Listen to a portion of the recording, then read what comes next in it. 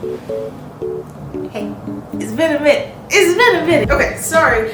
Bear with me, audio, all that. It's been a while, but we're trying to get back to it. But hey, it's that time of the year, and what I mean by that is it's time to get ready, to apply for jobs. For some of us, that time of the year has been around a little bit longer than others, but no word, I got you. I don't waste too much time, introducing things or introducing myself, etc., etc. But I will caveat with these tips are tips that worked for me, especially whenever I was coming out of college, and things that I still use today. And I will say that when I came out of college, I already had a job. I graduated in May of 2018 from college with a chemical engineering degree, and I had already accepted my offer for a company back in March.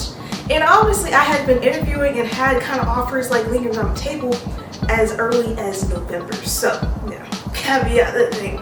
Remember that how you will. But, anyway, I know that things are different. Some things work best for others. Some things may not work in your favor like they did in mine. And some things might not have worked that well for me that probably work better for you. So if I mention anything or if I forget to mention anything, go ahead and feel free to comment down below. Without further ado, I'll go ahead and get started on some tips that worked for me whenever I was applying for my jobs initially. And also these are tips and things that I still use as I'm applying for, moving around in my career now. So I plan to try not to ramble too much, so, bear with me if I'm looking at my phone, kind of looking at supporters that I wrote for myself. But without further ado, I'll go ahead and get started on the elevator speech. This is one of the most important parts of securing a job. There's a couple of parts that I think are most important. I think in my head, off the top of my head, I can think of like 3 to 4 things as like the most important parts, but this is definitely, part number 1 is that elevator speech. When you first meet people, you don't even have a job yet. You might not have even handed them your resume yet. Or you might have handed them your resume, but they're still asking, tell me a little bit about you while they're kind of guiding through your resume. This is gonna help you kind of in that situation. Well, first things first, what is an elevator speech? An elevator speech is an opportunity for you to sell yourself to somebody else for about 30 to 60 seconds. So these are really important because, like I said, it just allows you to sell yourself as an individual to somebody else before they even kind of have asked you, really deep, detailed questions. It's really like that iceberg, You don't want to ever go too deep, but you also don't want to be too vague when providing them with the elevator speech. You want to be just kind of like just right, just enough to be like, yeah, this is who I am. Do you feel enticed? Also, by providing an elevator speech, sometimes unasked, it shows that you're capable of taking the lead. Sometimes recruiters will get so busy, so caught up that they may not even, ask you to give your pitch. But if you go ahead and already pitch them your elevator speech, it's like, oh, okay, well, this person wants it. You want it. These HR recruiters like to feel courted, okay? They are big on going for people, but especially in the STEM world where most, HR recruiters are not quite as familiar in our field, they want to at least have a moment where they can feel like they understand you. This is where they're able to shine. This is where they can feel most connected, especially, like I said, with our STEM, engineering, that kind of world. So now here is the actual writing of the elevator speech part. I like to break it down into 4 different parts. For me, part 1 is introduce yourself. You'll be shocked how many people forget to introduce themselves. And I mean actually say your name. Like, my name is Mika. Hi. Be warm, pleasant, all that stuff. As simple as that. Don't forget about it because a lot of people forget about it. Next, you want to summarize what you do. Now, this is the big part. It's honestly kind of after hello, goodbye, it's the elevator speech. You want to kind of crunch down 3 or 4 things that's on your resume. For me, my resume allows me to make my elevator speech. It's not very cluttered. I've only been in my career for 4 to 5 years, so I don't have, multiple pages of it. I'm able to just kind of take all of my roles and kind of condense them down very simply. And that's just what some will do. And I think it's very simple for me to do it in college too, because at the time I didn't have a job. If anything, I'm finessing things that, might not even actually be like job roles and try to make them sound like something. So feel free to just kind of take those little things and condense it down. That'll also make it easier to kind of say it out loud too. If you have a whole bunch of different topics you want to hit, it's going to be kind of hard to remember. So if anything, what I like to do, I like to just smoothly guide them down my resume. Kind of the big points that I want them to be aware of while they're looking over my resume. And also, you know, specifically for our people in STEM, we want to use language that's easy to understand. Like I mentioned, most people who you're going to be giving these pitches to, or who are going to listen to it at least the first time that you get to do the interview, is somebody from HR. Somebody who doesn't know what's going on, somebody who is very confused by you using terms such as, you know, CDP, HFEF, you know, things like that, the real like niche words and terms, or like you going too in depth describing on how like certain technologies work. They don't get that, you know? You can like razzle dazzle it a little bit, but for the most part you want to kind of stay really high level, you know? If you do go deep, very quickly explain what you kind of go over and, you know, keep it pushing. Basically make this thing something like a first grader could understand.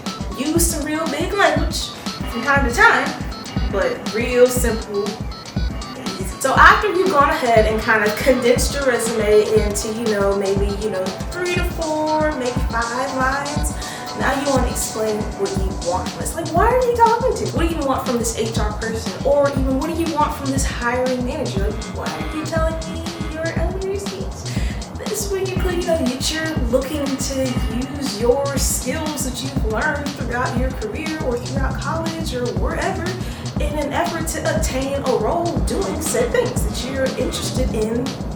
Role XYZ, that you feel like, you know, you want to learn more about this role, you feel fit to do this role. Like, don't be afraid to be assertive and say what you want. That lets people be clear, that lets people help you, and, you know, just in case there is that possibility that you're talking to the wrong person, that allow them to guide you, let you talk to the right person. So tell them what you want. Lastly, you want to wrap it up with a call to action. So you want to basically tell them, you know, what you want to happen next, that, you know, you would love to be considered for, you know, the role, that you want to see if you can, you know, follow up and have coffee to talk to them more about said role. Or even if you're using this to kind of get like mentorship opportunities, can we meet up to kind of do that more? Don't forget to let them know what you want to happen next. Again, that assertiveness, that like you taking control of the conversation, that'll allow you to know what's going to happen. This is your career. This is you who wants the job, not them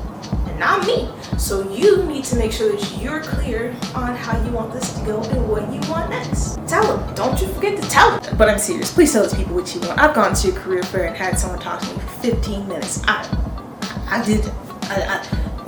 Did you want an internship? Did you want a full? What do you want? What do you want? But at the time we got to the end of it, I was like, I can't help you. I don't hire for what you're looking for. So I feel so bad. Like, tell me what you want. Tell them what you want now.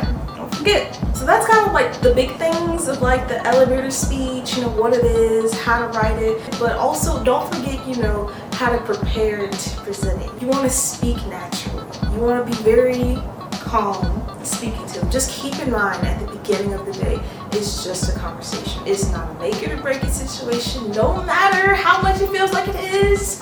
I know, unemployed person, I know it feels make it or break it, but I promise you that if you keep that thought outside of your mind, it will help you score that interview.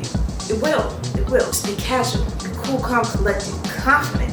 Just be yourself. And also a big one for me is to slow down. That's my anxious take in interviews, is that I can speak really fast. Like I'll blow through something. And then that's my way of being anxious, is that I just will go through it really fast.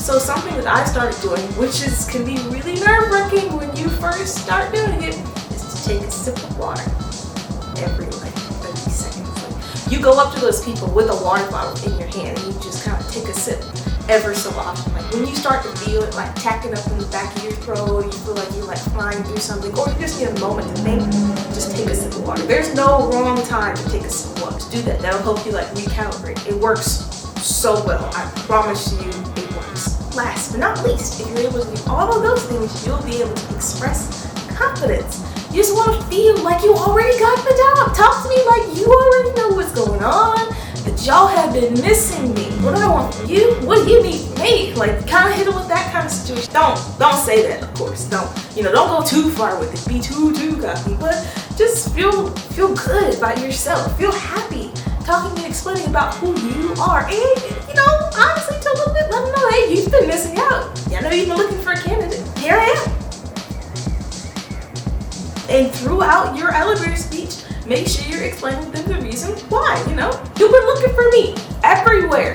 And here I am. Make sure you just gotta, back it up with your skills, not the other stuff. But if you do that, I promise you'll score the interview. If you don't, feel free to write inquiry down in the comments below. If you do all those things, I promise you that you will score that interview and probably even score that job. Like I said, if I've missed anything that you think is like big, that's really helpful, that someone else might need, or something that's like, that really didn't work, that might be an outdated thing that I'm saying, feel free to put it in the comments below. We're trying to make each other better.